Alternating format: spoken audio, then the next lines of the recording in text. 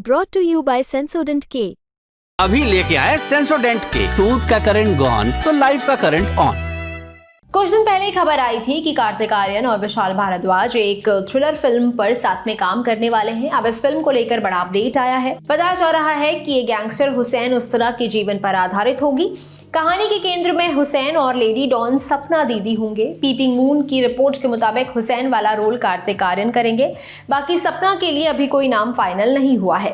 Makers किसी बड़ी actress को ही फाइनल करना चाहते हैं। हुसैन उस्तरा वो गैंगस्टर था जिसकी दाऊद इब्राहिम से दुश्मनी थी। विशाल भारद्वाज ने कई साल पहले उसकी कहानी पर एक स्क्रिप्ट लिखी थी। तब इरफान खान और दीपिका पादुकोण को लीड में लेकर यह फिल्म बनाने का प्लान था। हालांकि वो कहानी कभी बन नहीं पाई। इसी वजह से विशाल अब उस फिल्म को नए सिरे से शुरू करना चाह रहे हैं।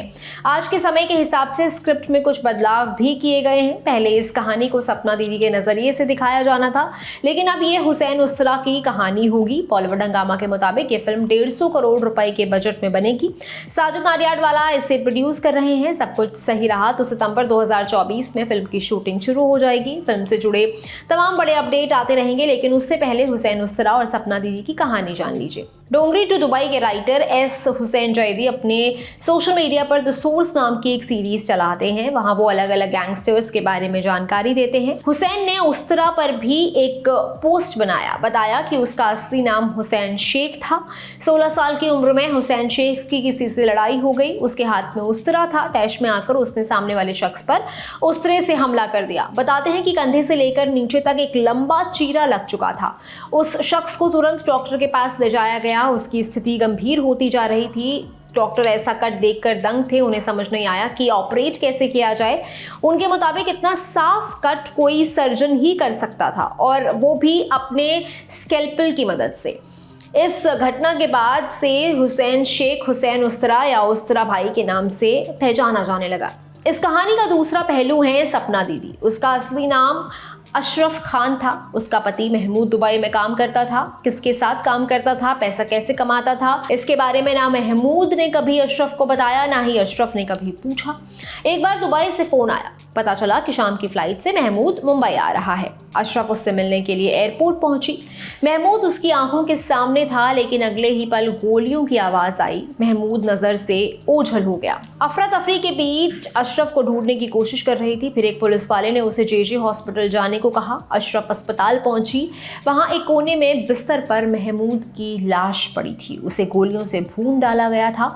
अशरफ को समझ नहीं आया कि पुलिस ने उसके पति को क्यों मार डाला था। अगले दिन हुई प्रेस कॉन्फ्रेंस से पता चला कि महमूद को अंडरवर्ल्ड में महमूद कालिया के नाम से जाना जाता था। महमूद अंडरवर्ल्ड डॉन दाऊद इब्राहिम के लिए काम करता था। दाऊद की किसी बात से इनकार करने पर उसके गुर्गों ने पुलिस से मुखबिरी कर दी थी और वो एनकाउंटर में मारा गया था। अशरफ को जब इस सच्चाई का पता चला तो वो दाऊद से बदला लेने के लिए आतुर हो गई। सपना की अंडरवर्ल्ड से पहली मुलाकात हुई हुसैन उस्तरा के जरिए। हुसैन का अपना गैंग था और उसकी दाऊद से नहीं बनती थी। किसी ने बात अशरफ को बताई और वो सीधे हुसैन से मिलने पहुंच गई। हुसैन पहले तो उसकी बात सुनकर हंसा, लेकिन फिर उसके पक्के इरादे सुनकर मदद के लिए तैयार हो गया। उसने अशरफ को मार्शल आर्ट्स और हथियार चलाने की ट्रेनिंग दी। दोनों पक्के दोस्त बन गए।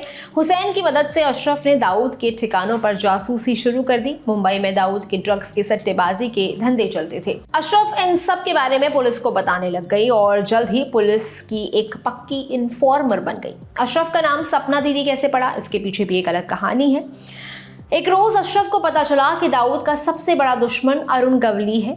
अशरफ ने उससे जाकर मदद मांगी, लेकिन गवली ने यह कहकर मदद करने से इनकार कर दिया कि वो उस जैसे लोगों का भरोसा नहीं कर सकता।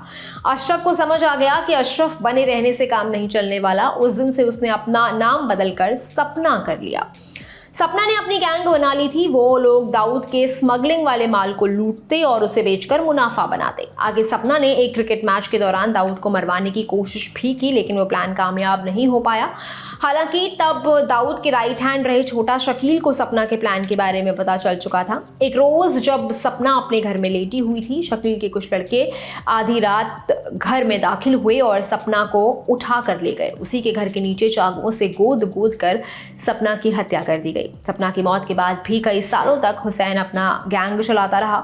सितंबर 1998 में हुसैन अपने आदमियों को पीछे छोड़ अपनी गर्लफ्रेंड से मिलने गया। यहाँ बिल्डिंग से बाहर निकलकर जब वो अपनी कार की तरफ बढ़ा तो शकील के लड़कों ने उसे गोलियों से छलनी कर दिया। हुसैन उस तरह का रोल कार्तिक आर्यन करेंगे। बाकी सपना दीदी के लिए मेकर्स किसी बड़े नाम को लॉक करने की कोशिश कर रहे हैं। बताया जा रहा है कि फिल्म 2025 में रिलीज हो सकती है। ये जानकारी आपके लिए जुटाई थी मेरे साथी यमन ने। मैं हूं गरिमा, आप देख रहे हैं ललन टॉप सिनेमा। शुक्रिया।